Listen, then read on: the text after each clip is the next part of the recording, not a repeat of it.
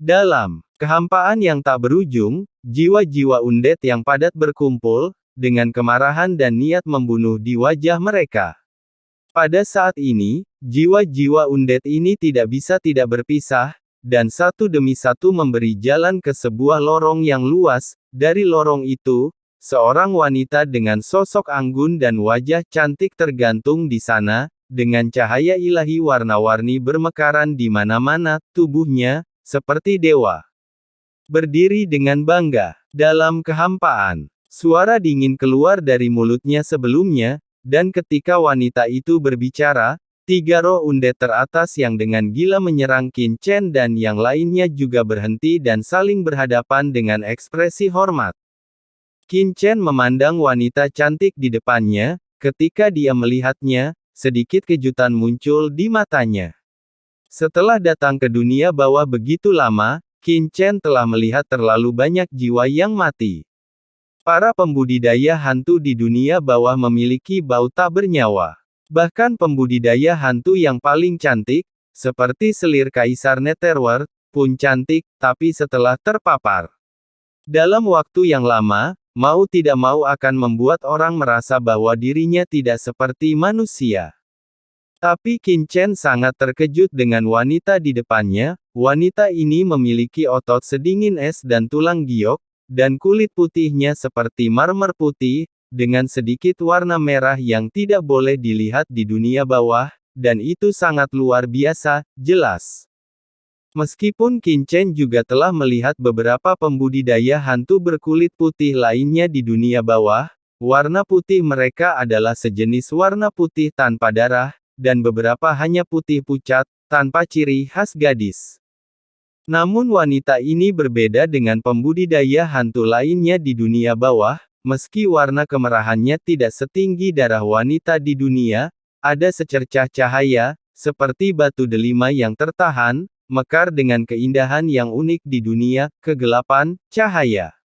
Dia berdiri di sini seperti ini, dengan aura keanggunan yang tiada taraf, seolah-olah hanya dia yang tersisa di dunia, dengan wajah dingin, alis halus, dan temperamen dingin. Dia berjalan selangkah demi selangkah di depan semua orang, sosoknya anggun, seolah dibuang ke alam abadi. Wow! Saat wanita itu berjalan, jiwa-jiwa mati yang tak terhitung jumlahnya di sekitarnya mundur satu demi satu, seolah-olah para bangsawan sedang bertemu dengan permaisuri mereka. Tidak hanya Qin Chen, tetapi juga Mo Li di sampingnya tercengang oleh pemandangan seperti itu. Bagaimana mungkin ada wanita aneh di dunia ini? Mo Li bergumam. Kecantikan wanita ini adalah sesuatu yang jarang dia lihat dalam hidupnya, mungkin hanya kecantikan di sekitar Qin Chen yang bisa menandinginya, bukan? Hal yang paling mengejutkan adalah postur jiwa-jiwa mati yang tak terhitung jumlahnya di sekitarnya. Mereka semua membungkuk, seperti bintang yang memegang bulan. Di bawah roh-roh mati yang tak terhitung jumlahnya yang membumbung ke langit, wanita ini sangat menakjubkan dan mengejutkan. Pada saat ini, semua warna di sekelilingnya seakan menghilang, dan wanita ini tiba-tiba menjadi satu-satunya warna di kerajaan kematian ini. Kamu pasti salah paham. Kami baru di sungai orang mati dan belum pernah memburumu sebelumnya. Pada saat ini, suara gemuruh bergema di antara langit dan bumi. Qin Chen lah yang mengerutkan kening pada wanita di depannya dan berbicara dengan dingin, niat membunuh yang tak ada habisnya menyapu tubuhnya, membentuk badai yang mengerikan. Dia sebenarnya merasakan sedikit ancaman dari wanita ini, sesuatu yang belum pernah dia temui sebelumnya. Teriakan keras Qin Chen juga membuat Mo Li terbangun dari keterkejutannya sebelumnya. Tidak, ada apa denganku? Bagaimana aku bisa memiliki perasaan seperti itu terhadap wanita lain? Mo Li tiba-tiba terbangun dan menatap Qin Chen dengan kaget. Dia telah dikejutkan oleh Qin Chen dalam lingkungan dan momentum seperti itu sebelumnya. Terganggu. Kecantikan adalah kutukan, memang kecantikan adalah kutukan. Mo Li diam-diam ketakutan di dalam hatinya. Betapa tekadnya keinginannya. Sebelum dia bisa menerobos Kaisar Agung, bahkan pembangkit tenaga listrik tingkat kaisar seperti Kaisar Agung Simei mungkin tidak bisa memikatnya. Sekarang karena budidayanya mendekati kaisar tingkat menengah, dia bisa menjadi bingung, yang membuatnya diam-diam waspada. Sialan, ada begitu banyak wanita di Qinchen, dan dia terlihat sangat terangsang pada pandangan pertama. Tidak masuk akal baginya untuk dirayu oleh orang lain. Molly segera merasa marah, karena dia tidak bisa bantu Qinchen. Chen Chen bangun sebelumnya dan diam-diam kesal. Dia tidak bisa dibandingkan dengan Qinchen dalam hal lain, tapi dia tidak bisa dibandingkan dengan wanita itu dalam hal konsentrasi pada wanita. Yang membuat Molly sangat tidak bahagia. Tidak, saya ingin melampaui Qinchen di masa depan dan menjadi orang paling kuat di dunia. Bagaimana saya bisa lebih rendah darinya dalam hal kecil ini? Molly menarik napas dalam-dalam, melihat hidungnya dan hatinya, dan diam-diam berkata, Molly, kamu tidak boleh berubah pikiran. Betapapun cantiknya wanita di dunia ini, mereka hanyalah bau. Hal terpenting tentang seorang wanita adalah jiwanya. Kecantikan jiwanya adalah kecantikan yang sesungguhnya. Siapa di dunia ini yang dapat menandinginya?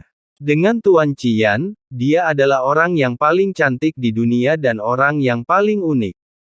Memikirkan Tuan Qian, hati Molly yang berfluktuasi perlahan-lahan menjadi tenang, turun, penuh kedamaian, dan pada saat yang sama, sudut mulutnya dia tidak bisa menahan senyum.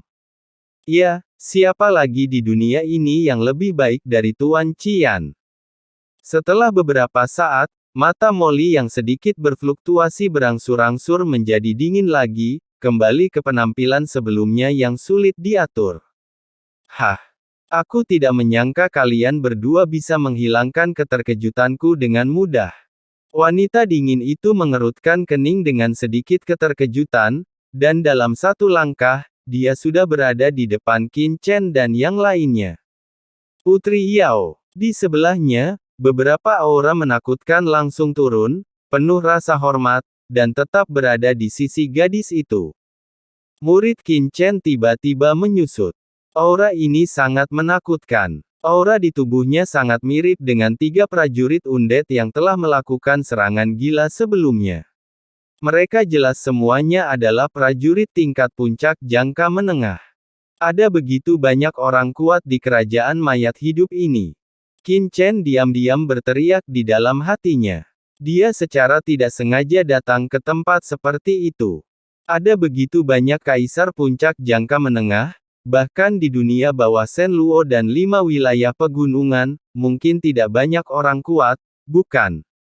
Meskipun ini adalah jiwa undet yang tidak bisa meninggalkan sungai jiwa undet, mereka juga merupakan kekuatan yang sangat menakutkan, terutama karena Qinchen telah mendengar dari pihak lain bahwa orang kuat telah memburu mereka di luar, siapa yang bisa terus memburu mereka? Bunuh undet. Ini. Qinchen melihat ke belakangnya.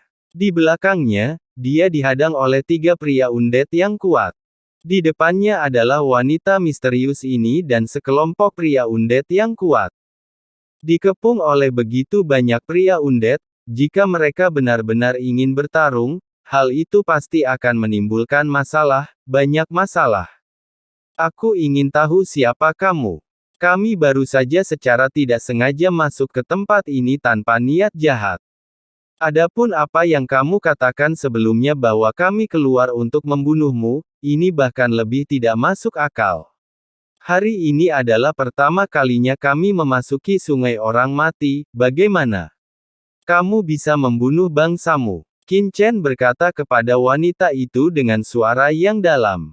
Sejak tiba di sini, dia tidak melakukan pembunuhan besar-besaran.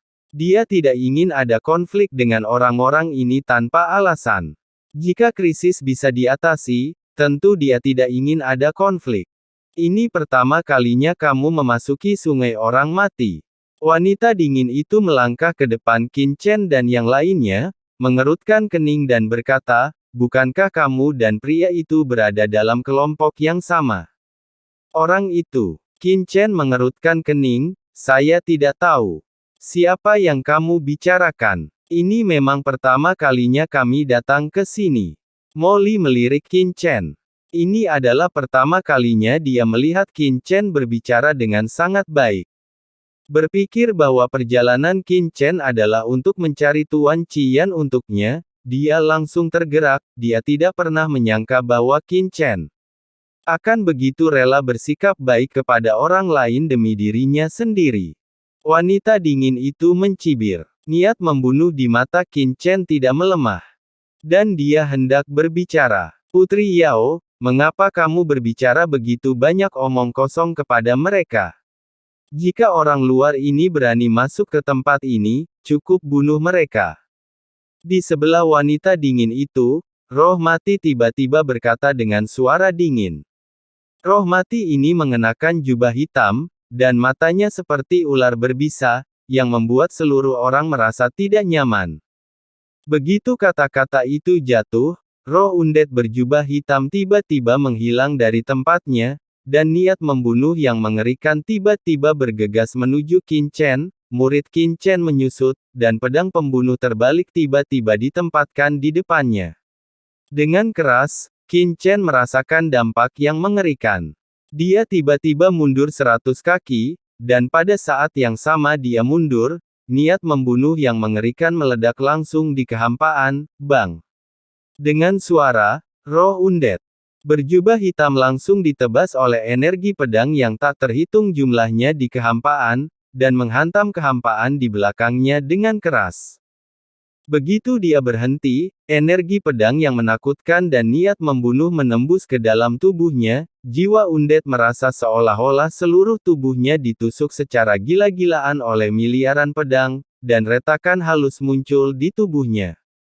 Tapi segera, jejak energi kematian melonjak keluar dari kehampaan di sekitarnya, dan retakan pada roh undead berjubah hitam sembuh dengan kecepatan yang terlihat dengan mata telanjang, dan dalam sekejap mata, itu pulih sepenuhnya. Sepertinya kamu tidak ingin berbicara baik-baik.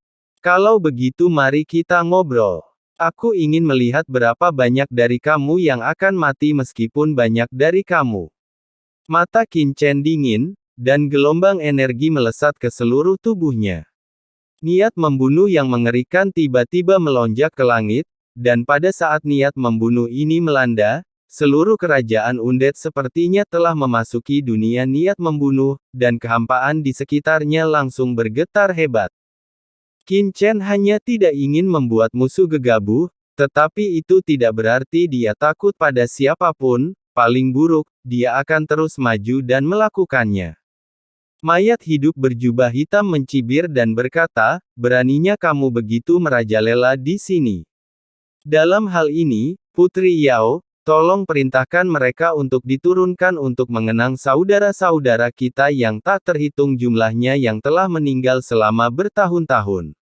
Setelah kata-kata itu jatuh, roh undead berjubah hitam dengan sekilas sosok, dia menuju ke arah Qin Chen untuk membunuhnya.